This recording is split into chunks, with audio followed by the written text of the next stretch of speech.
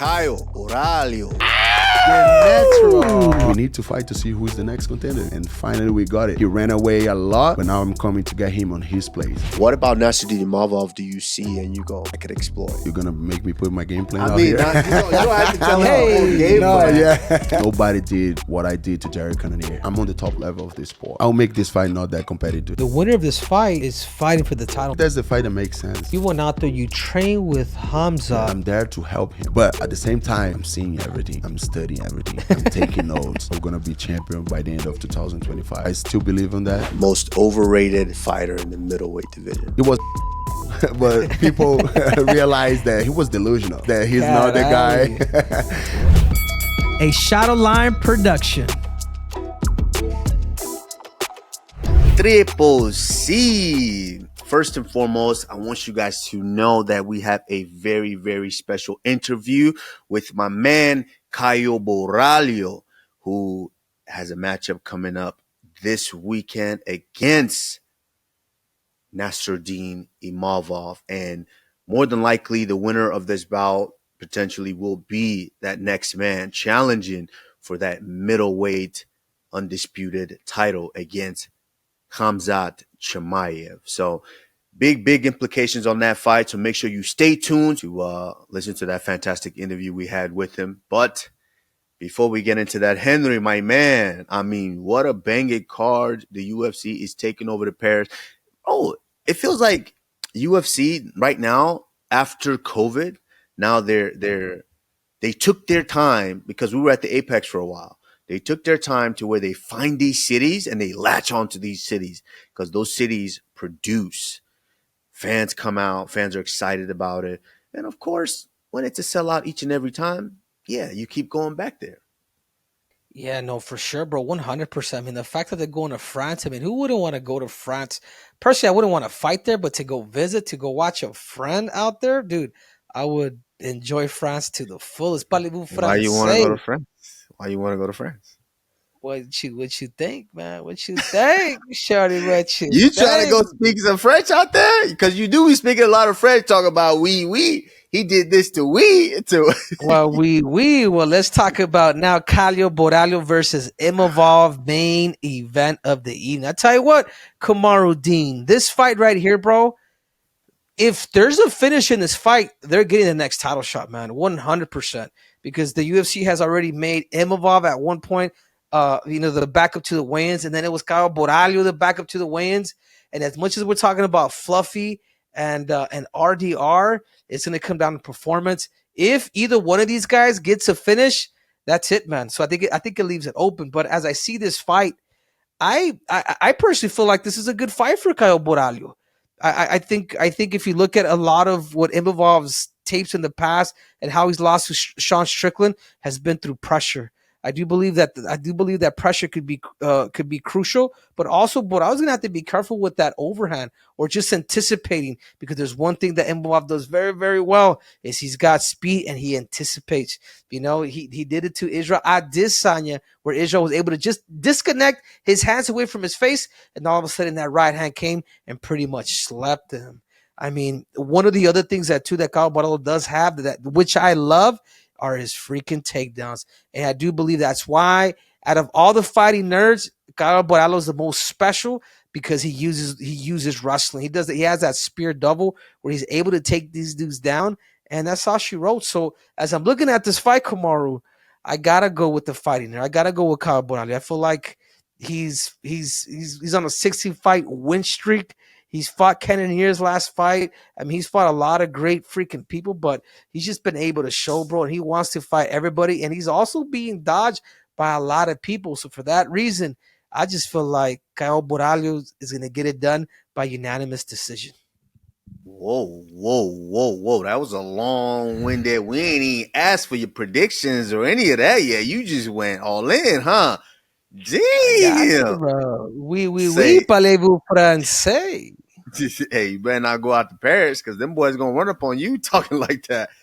Hey, I do agree with you, Henry. It's a very intriguing fight, and you are 100% right. A finish in this fight right here will determine who is that next middleweight title challenger.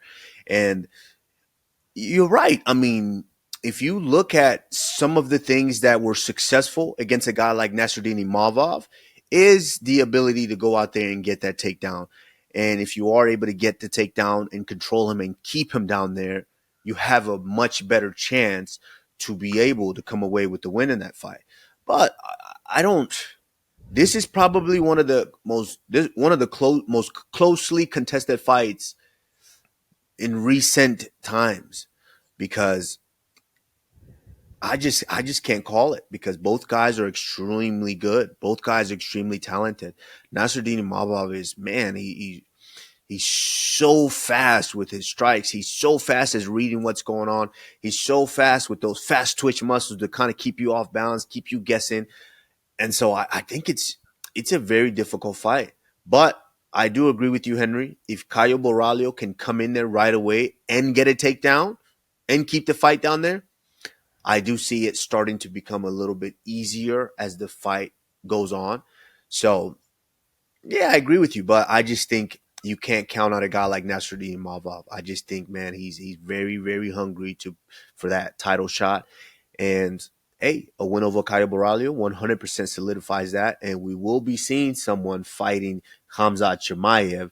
Maybe not this year, or maybe this year, but definitely in the near future.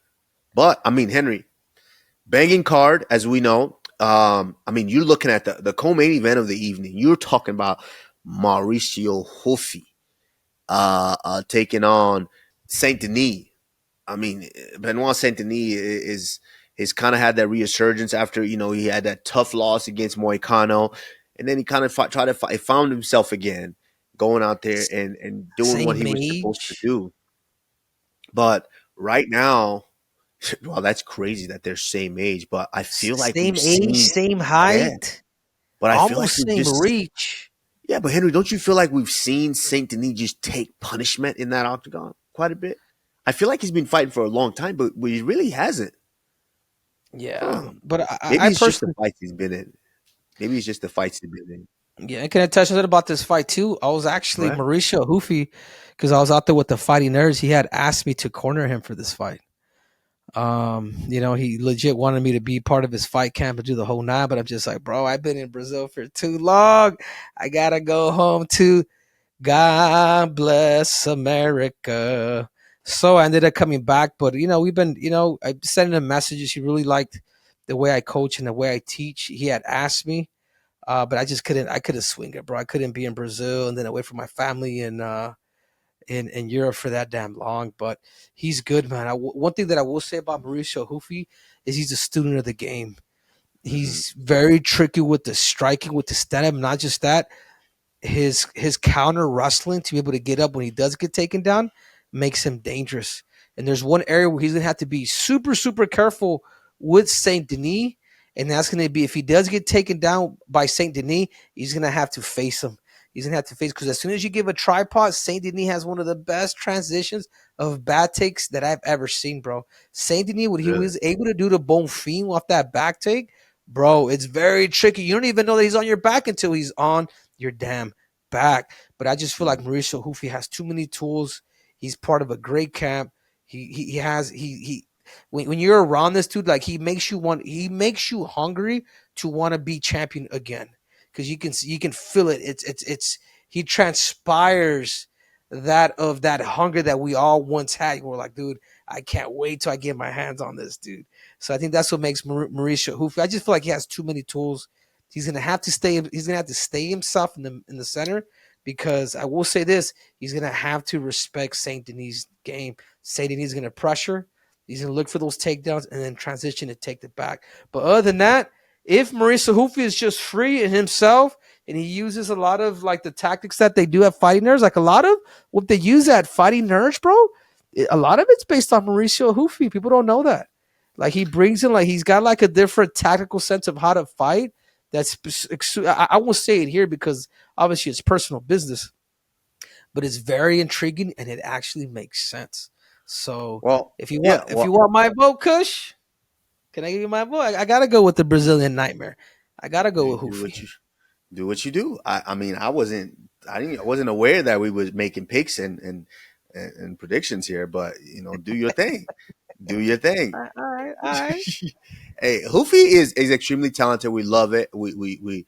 He's one of the most exciting guys now that we're kind of keeping our eye on to see how far he can go with his style. So this is going to be an intriguing one. And of course, another banging fight on there. We've got the newcomer Patricio Pitbull back in there taking on the former 2-division Octagon double champion in Lucene, I like to say, or is it Lucene? That's the Latin part, but I'm gonna say Lucene Quieta. I know I probably butchered that. My man, all the way from Belgium. My man, my bad, dog. My bad. You knew. So my dog. Don't be mad at me. But this guy is no slouch, and the UFC is finally bringing him over for a reason. 16-1 record, going up against the experienced former 2-division Bellator champion in Patricio Pitbull. That also is going to be a banging fight. Man, it's just a banging card. When UFC goes to Paris, they're really starting to bring the heat right now, and I love it. I love to see it. But Henry, we had some been big news coming up. Boom, boom, boom, each and every time. All week, all last week. It's a lot of things going on in a lot of different divisions, Henry. A lot of things. Your division, my division, our division, we division. Since you want to speak that French, we. It's a lot of things going on. 3 pay-per-views announced. All 3 with 2 title fights. Henry, UFC 320, October 4th in Las Vegas, Nevada, or as I like to say, Las Wages, Nevada. Your boy, Merab man, why do I keep butchering that? Dvalishvili. Say it. Say his name. Dvalishvili. Yeah, the fireman. They're the co-main event, right? Or the main event? They should be the main event, if not. No, they are the main event. They're co-main event, bro. You got Ankalaev fighting Alex Pereira. But I don't know. Big dogs.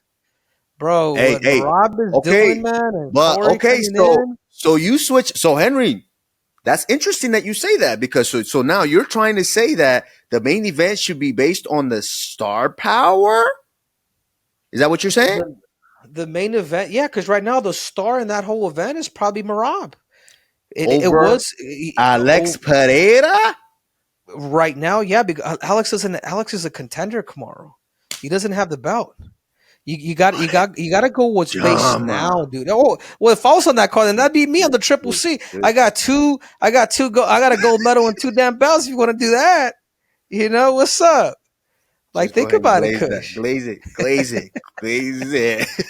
But that's just my personal opinion, and I feel like I feel like a lot of people would actually agree with me. No, I agree. I think a lot of people would agree with you based on the whole star power and whatnot, because I want to say there's been a situation where Conor McGregor was a headliner and there was a title fight, but I could be wrong. Because Conor's Conor. Conor can headline a card by himself with Joe Schmo from down the street, and people are still going to watch it. So, but it's a very valid argument, Henry. I would say that. But Magomed Ankalaev versus Alex Pereira 2 going down in Las Vegas, Nevada. Big card, big fights. Finally, we get to see Merab. You've already said it. The greatest bantamweight of all time. Now, Daddy? You call him Daddy now? Wow. But, he did save you. So, I guess you could call him that. But Merab taking on Corey Sandhagen. This is a fight that we've all been waiting, because, Corey Sandhagen has been that dark horse in the division for a while. He's had a couple of matchups not go his way, but like Abraham Lincoln, you can try 1, 2, 3, 4, 5, 6, maybe even 10 times for a run for office. You not get it, but you still become president. So this might be Corey's opportunity to show you guys that he can be the best in the world. So I am extremely excited for that card. Also, more news, Henry. UFC 3-2 321. October, also in October 25th in Abu Dhabi. 2 title fights as well. Finally, the undisputed heavyweight champion of the world, Tom Aspinall, taking on the former interim heavyweight champion of the world, Cyril Bon Gamen. Gone. That's a fight right there. I mean, Henry, that's the fight we all been waiting on, man. That's the fight, right? Yeah, You know. because we could potentially be seeing Tom Aspinall fight 5 rounds, and again, man, a lot of you guys, I ain't trying to bring up Jones, but Jones gonna have his eyes locked in on this, dude, because he said apparently again, I'm not trying to make it about John, but I guarantee he's gonna be watching this fight and really picking this fight and seeing whether it's a permanent retirement or he's actually coming back. Also on that card, which arguably, could be, the co-main event of that evening is Umar returns. Umar Nurmagomedov taking on your boy Bautista, who looked absolutely phenomenal in his last outing against Patchy Mix. He just, I don't know what, obviously there was a couple of things we could have blamed that fight on, but he just kind of went out there and he made Patchy Mix really look like he didn't belong in there. So obviously why Batista is getting this fight, but this is a good one here because I think this fight right here puts either guy, if Batista goes out there and gets the job done, I think he's next for that title shot after Corey. I think either one of them, Kamaru. Dana White already kind of made it public. Listen to what I'm telling you. Dana White already kind of gave the hint. He made it public. I agree with you. I would have loved to have seen Umar versus Peter Yan, and that's how you make the clear number one contender. But you will get that. If Batista wins, you don't agree with me? If Batista wins, he's next for that title shot. Umar Nurmagomedov fights Peter Yan. Yeah, but I personally don't think Bautista beats Umar. I mean, I'm not saying Bautista beats Umar. Bautista has only 2 losses. Holy shit. Maybe I was wrong about climbing Bautista, dude. Jesus. I'm looking. No, but you're right, dude. I got to give credit with his dude. He looked good, bro. He's not necessarily a finisher, but he's another Marab, and he's able to use his length a lot, really, really good, and then stay active with the stuff. He's a decision. Oh, he's got 3 submissions, bro. Back to back. Jesus. Well, let's just say, in his last fight, he looked incredible. Combination, striking looked really, really damn good. So this is a really, really intriguing fight. I mean, there's a lot of great fights that the UFC is announcing. And before we go really, really quickly, Henry, and get into this interview, I mean, they announced obviously the fight that I've had my eye on for a long time. Islam Makhachev taking on Jack Della Maddalena, JDM. Also on that card is Valentina Shevchenko taking on the former strawweight champion in Zhang Wei Li. I mean, this is a fight people have been calling for some time, and it's finally here, Henry. I mean, look at these cards. Look at the way the UFC is setting up the rest of the year for all these pay-per-views to end this pay-per-view era. Look at these. And not to mention also on that card, you've got my boy, your boy, our boy, we boy, Carlos Lopez taking on Leon Rocky Edwards. Dude, I mean, I want to get you 2 cents on that, Kush. They're pushing Prates. The UFC likes Prates. Of course, they're pushing it, of course. But if you look at it, there's Sean Brady. That swing on the board.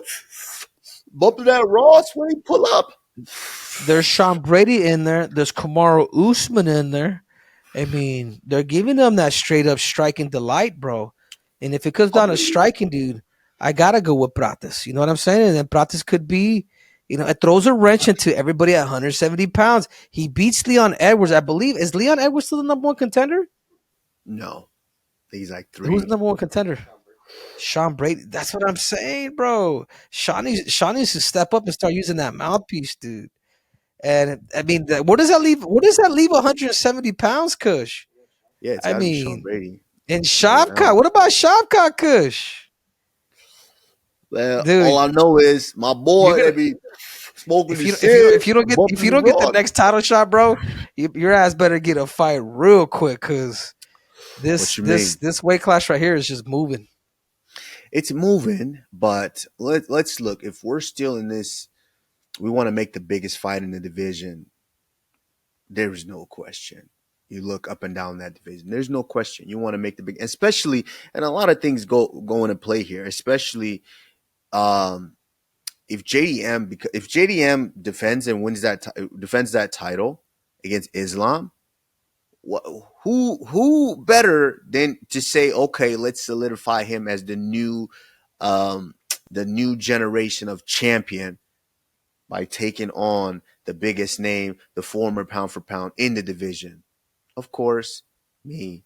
And not and listen, and then of course if Islam wins, pound for pound versus pound for pound fighting. I mean, I'm not really worried here. You know, I've done my job to let them know, because they wanted to see, hey, are you still that guy? Can you still hang with these guys? Can you still do your thing? And I've done that. I went in and I've showed them that. So I'm not worried.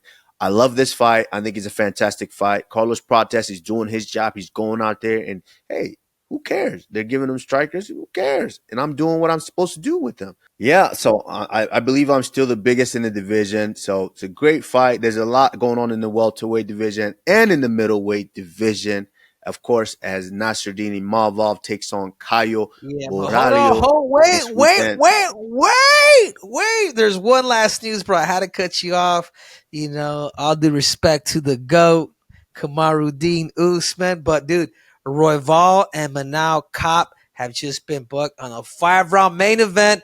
That's right. It's the last card of the pay-per-view to close out at the Apex, bro. This fight right here is going to be absolute fire.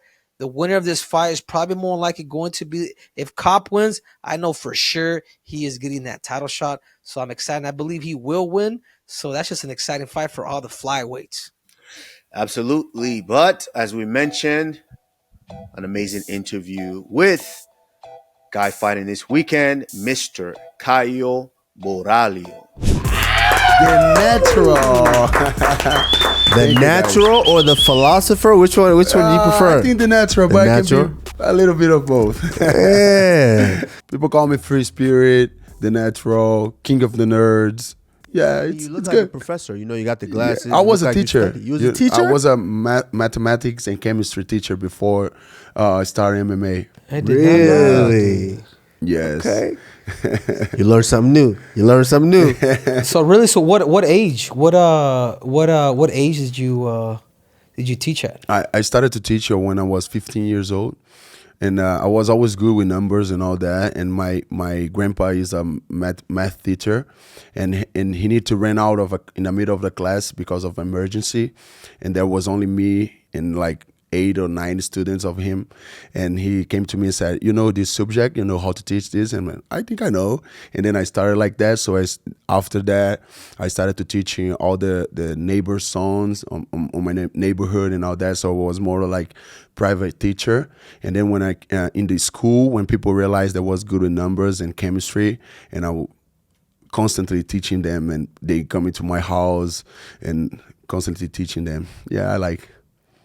So, I mean, now how do they feel when they see you on TV beating people up? Yeah, I don't know how they feel, but I think they feel they feel proud because I'm from the same city, the same state. I'm from São Luís, Maranhão.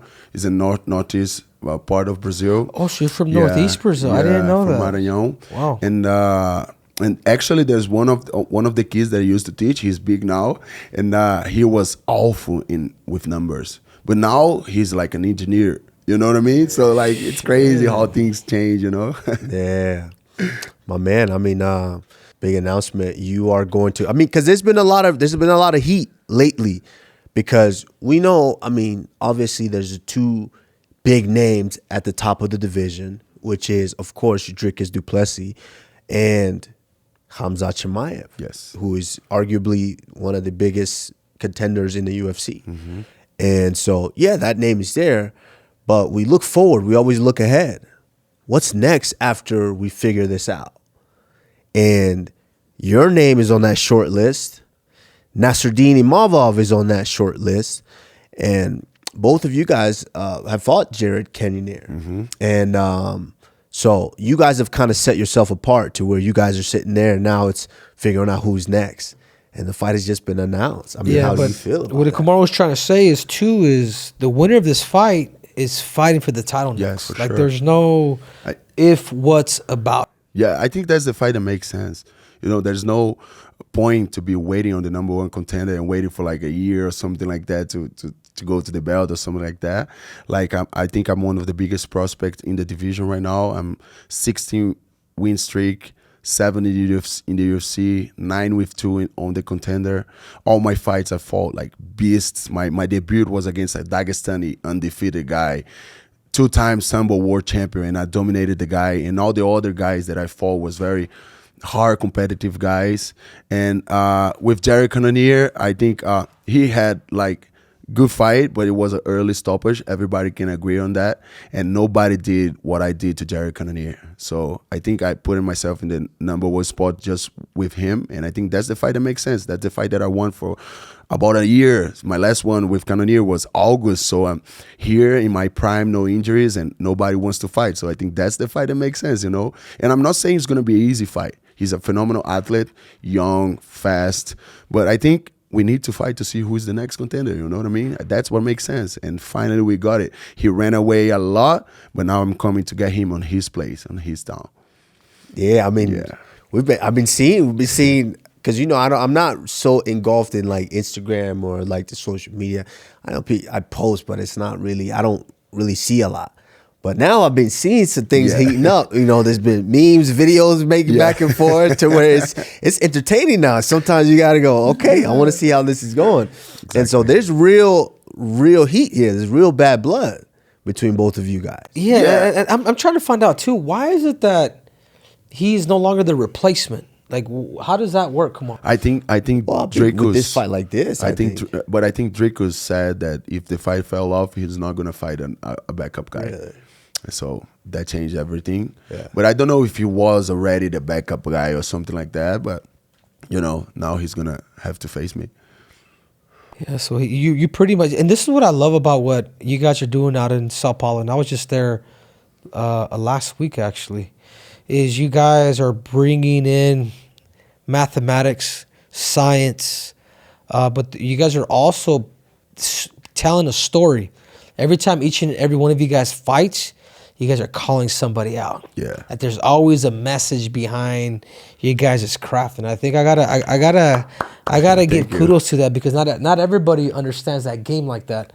But these guys coming from a foreign country, and they're all coming in. At least you and Carlos, you guys are speaking English. Mm-hmm. You guys are really able to kind of sell that story. Yes. So where is the storytelling and everything that you guys are doing? Like, is this all? I imagine this is all premeditated. You guys are already focused, and this is where you guys want to get to. Yeah, we plan everything. You know, all the call-outs are planning. You know, and my last fight with Paul Craig, I call out Jared Cannonier because I knew he's gonna be the for me specifically. I think is gonna be the challenge that I was needing to put myself on myself to prove myself that I'm on the top level of this sport, you know? So I think who better guy to face than Jared Cannonier, you know what I mean? And he fought for the belt already and all that. So I think it was a good call out, and I got the fight and I got the job done. Yeah. Dude, I watched that fight, but I'm just like, man, like there was a point where you couldn't really finish Jared. You know, obviously it's been a little bit, it's been some time. Mm-hmm. And I think the first time that I saw him in Miami, I was just like, man, Borralho is such a technician that sometimes I feel like he decides to fight. You know, like he's the type of style where he can really pick people apart, but because he wants to show the fans or he wants to give the fans a good show, Yeah. that he kind of teeter-totters between both. And MMA is a very risky sport. And I don't like to take that many risks inside of fighting because it's a dangerous sport. You know what I mean? And when you're facing a guy like Jerry Cannonier, a little mistake can put you off. You know what I mean? So I call this fight close to death. You know what I mean? So because everybody that fought Jerry Cannonier, that was part of our game plan. Because everybody that fought him was walking backwards all the time because they're afraid of his power. And he's a powerful guy. He has knockout in heavyweight, light heavyweight, middleweight. All the guys going to sleep when fight him. So I think I was the first one that put him on the back foot, that was close to him all the time. And the thing that was on our planning is that he's not used to that. You know what I mean? He used to guys moving backwards all the time. So it was on his face all the time. So that's why I call this fight close to death. Yeah. No, I mean, I do remember watching the fight, and because I think it stopped in the, fourth round or fifth? It was decision, It but was it was supposed to be TKO. It was supposed to be TKO. I do remember watching the fight, and I do remember thinking to myself, because there were moments in there, like Henry mentioned, that I felt like you could have maybe stepped on the gas a little bit. But yeah, it's a accurate assessment. Cannonier is someone that's very tough. He can touch you and put people to sleep. And I thought it was also great for you to go 5 rounds at a pretty good pace for a middleweight, really good pace. So, I saw that and I'm like, okay, because Cannonier, we all know Cannonier, how good he is. And I got 3 weeks to prepare for this fight. And with 3 weeks, look what you were able to do and look great. Didn't look like you were out of shape in any way, shape, form, or fashion. So I thought that definitely propelled you to the top of the division. Perfect. And now with Nasruddin Imavov, I mean, he's a guy that also comes in very, very prepared. Very prepared. He's very, like you said, he's very fast. He puts a lot of, he's able to do a lot of the things in there when he's fighting, especially after just getting a victory that he just did over arguably the greatest middleweight ever, Israel Adesanya. Really? Over Anderson Silva? Really? Yeah, I mean, what? Listen. I love Anderson. You can't. I love Anderson, and man, Anderson was special, very special. But if you're talking modern day now of what is he? Yeah, But no, they fought before. It was a close fight. I was there. I was in Australia. Yeah, and then you still got to go by the numbers tomorrow. You still have to, man. Who won the fight? Barralho. So Barralho. now moving on, you're with you and Imavov.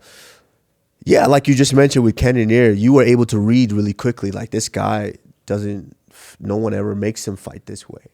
What about Nasruddin Imavov do you see and you go, there's something here that I could exploit?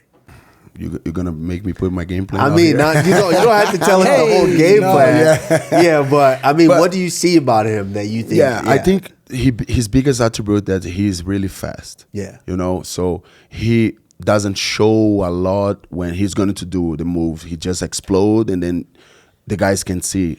That's what he did with Adesanya. Right. So I will need to be aware of that in kind of in a perspective of positioning myself in a good way, so I don't be scary when he explodes. You know what I mean? So it's all gonna be about pace and positioning myself in a good ways to don't see his punches. You know what I mean? If I'm in a good position, I'm gonna see him exploded, even if he's fast. But the position is gonna make me see a little bit far away. Right.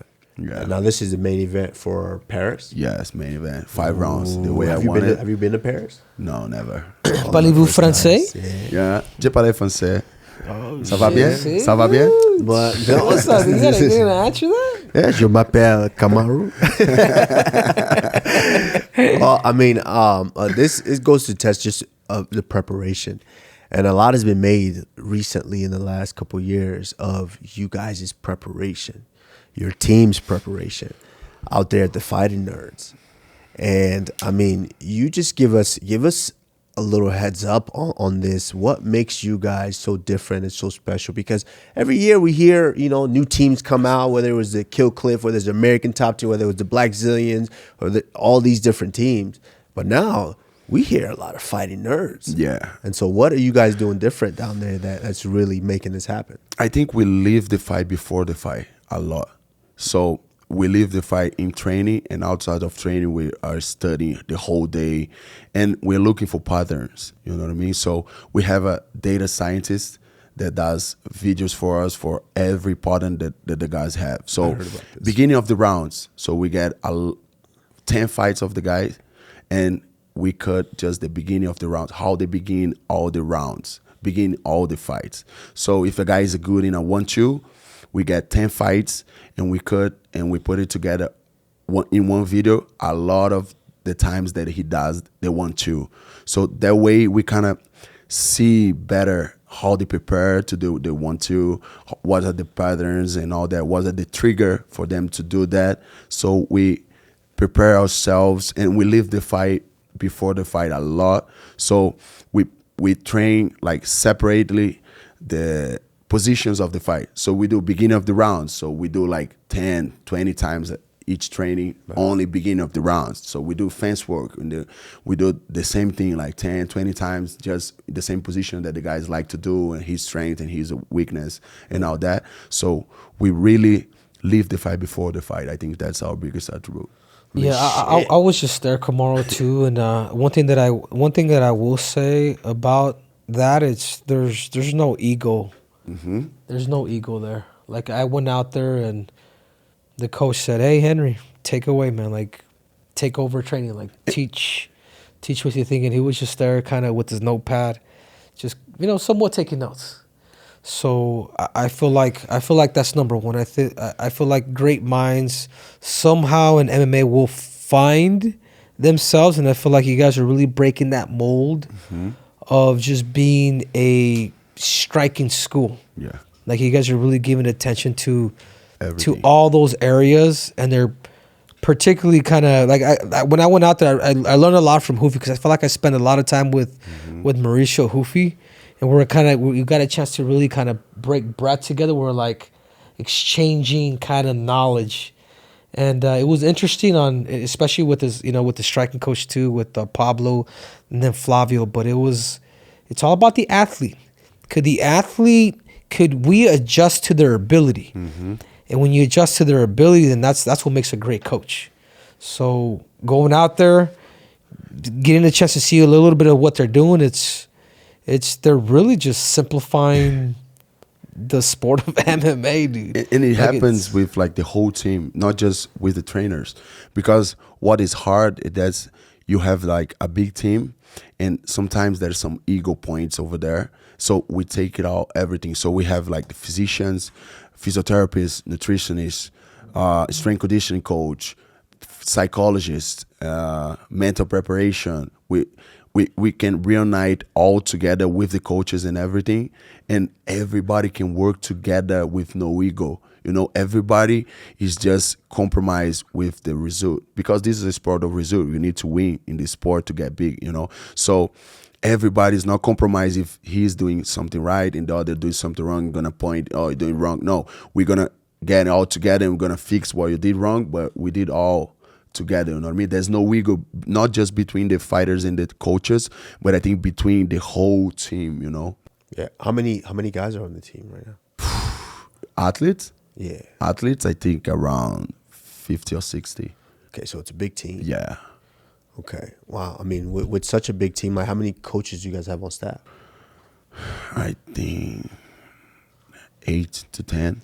Like pad workers and all that. I think 8 to 10. Yeah, but it goes like this, Kamaru. But then it's like the main guys are like Flavio, Pablo, and Wagner Mota. They're like the main guys in the team. Yeah. And then there's other coaches that work with amateur guys, but work with professional guys that are beginning of the career and everything. So like that, the coaches can grow up with them. You know what I mean? Yeah, and then, which is such a great thing. But the only thing that I understand with like that, in a system like that, is when you're doing something so well right now, all those younger guys that are in that gym are looking at you guys. They're seeing what you guys are doing, and they're starting to soak it all up. And then you guys are inspiring them. It's not going to be too long before there's 15 to 20 of you guys in the UFC. Yes. But at that point, coach has got to be gone for this week for that fight, gone that week for that fight, gone that week for that fight. So it's like boom, boom, boom. Every week coaches are gone. How do you continue to keep the level here for each and every one at the top when the coaches are gone every other week? Yeah, that's why we have a lot of coaches in the room, you know, because the other coaches are learning from the main coaches too, you know. They are spend time, you know, working together, studying together, and teaching how is the method, you know, how's the fundamental things and all that. So we're preparing not just the athletes, but I think the main coaches are preparing the other coaches to this, you know. So we have a bunch of coaches over there, and we're gonna have a lot of fights right now.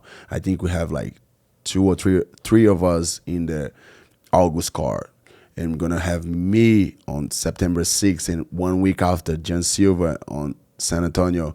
So we I think it's all comes about organization. You know, when you put in the paper and what everyone needs to do when someone is outside of the gym, so he gets his job and he needs to do this, and this. For sure, they put himself a little bit into it, but he needs to check out the boxes that we put them to check, you know. Right. I mean, talk about just turning freaking MMA into a freaking science project. Yeah. I mean, you guys have found it. I mean, and it seems to be working right now, and it's working great. There's just so much about you to where I feel like you're kind of like a Clark Kent, you know. You ever heard that? You know who Clark Kent is? I heard that already. Yeah, you're kind of like Clark Kent, you know. You got the hair, you got the glasses, you got the stature, you know. You know, there's just a couple of questions I think we shoot at you pretty quickly, just for the fans and everybody who wants to, because you know, like they say, oh, those Brazilian, they don't speak English, so it's kind of hard for us to get to know them. Nah, you guys speak English. You guys speak English very, very well. And of course, mathematician here. So, you know, a couple of questions that we want to ask, just so everyone knows. For you right now, can you just give us a quick what you think your map is to that title? Since my first fight in the UFC, I was saying and putting into the universe that we're gonna be champion by the end of 2025. So I still believe in that I can fight on September, and then if there's a big card in December after that, I would definitely like to fight, because I wanted to make it turn into reality what I said in my first interview, in my first fight in the UFC. Right. So my map is very clear right now for me. I think there's this fight with Imavov to be the #1 contender, and after I beat him, there will be no other conversation, and then you're gonna be for the title.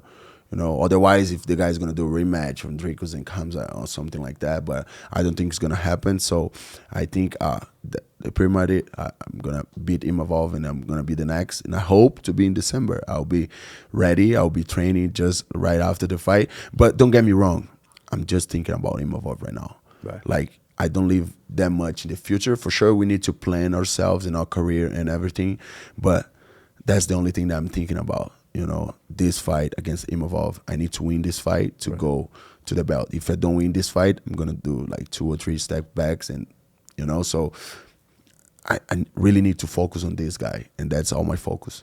Absolutely. And who you think wins that fight? Hamzat and I think it can be fast, just like Whitaker, and Hamza win like fast, because I think I told Henry that people prepare to Hamza in a wrong way. Like, people want to fight him and they hire wrestlers to prepare. I don't think that's the way, because he has a different system of wrestling that he does to go to the bag, to put you in a position that you're going to do exactly what he wants and all that. So you need to be aware of the system and pick up guys to train. For sure, wrestling is going to help you, but you know, you need to teach them his system first, so they can do it in training, so be more used to the system that he does. There's no normal wrestling system, you know what I mean? No, I don't think it's that, Borralho, because we come from that system. He's using it, and he's spending a lot of time on talk control and then drowning you. Mm-hmm. So what they do is they'll they'll drain you, they'll control your wrist, they'll lace up your legs, they'll allow you to struggle, and they'll allow that conditioning to kind of to wear you out to where they're using that to kind of warm up from. So I think as a wrestler, it's not a Dagestani system. It's an American system. Correct me if I'm wrong. It's an American system that the Dagestanis have been able to, or Chechnya for Khamzat, that they've been able to still and really dedicate themselves to that craft. The wrestling's the same. They're just adding more to what the Americans are already doing, and they're lacing it up. They're creating their own cocktail. Yeah, but I think there's one thing that you might be missing. It's about his coach, his jiu-jitsu coach, Alan Finfo. So he took all this wrestling system, and this is something that wrestlers might sometimes forget. When they do wrestling, they do wrestling. They don't do jiu-jitsu with it, you know? Right. So Alan Finfo is a brilliant mind. It's a big friend of mine, and when I was there in Sweden, I was able to see what he's doing a little bit different on that system. He's putting jiu-jitsu into it a little bit more, you know what I mean? Right. So I think that's kind of the difference between what Hamza do and all the wrestlers do. Yes. So you've been out there you went out there, you trained with Hamza. Yes. I mean, how was that relationship now? I mean, because obviously he's fought Gilbert Burns. He's fought a lot of people who have been close to him. Like, you know what I'm saying? Like, is it a, you know what I'm saying? It's about the dream. It's about the belt. Yeah. Like, how do you separate that? Yeah, it's business. You know, it's fulfilling our family. So there's no Chuck Liddell, Tito Ortiz. Oh, he's my friend. Like, it's he's my friend. Business. We talk about it. We speak. We chat in the Instagram and all that. When I had my child, he was one of the first guys to come with me and congratulate me and all that. So we kind of got into each other. You know what I mean? And actually, I was the only one in his training camp that became friend with him, because I knew how to train with him. I knew how to help him, and I make him realize that. So he knew that I was there to help him, not just to compete against him and try to show that I'm better than him or something like that. Like, there's no ego on me. There's no problem for me to go there if I'm helping the guy to get my ass beat for 5 rounds. I don't care, because I'm there to help him. You know what I mean? But at the same time, I'm seeing everything. I'm studying everything. I'm taking notes. I'm paying attention to everything. And this is something that I did a lot to Sweden. Smirking, cuz. You see smirking. Of course, I mean, you have to do that.